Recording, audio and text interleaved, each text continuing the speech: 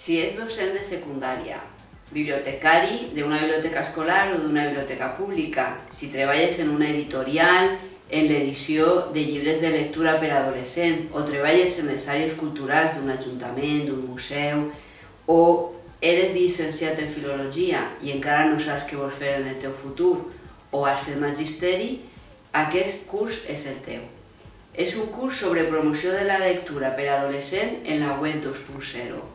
Un curs de 4 crèdits STS, un postgrau de la Universitat de València en modalitat virtual que tindrà lloc durant 4 mesos. Quins són els objectius d'aquest postgrau?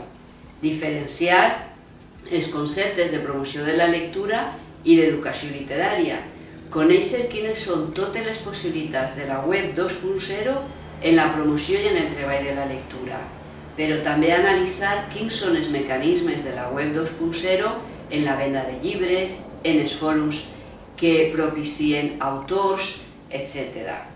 I, òbviament, aplicar totes aquestes tècniques al teu treball diari.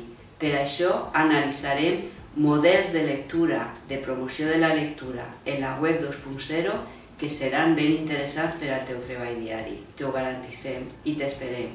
Gràcies.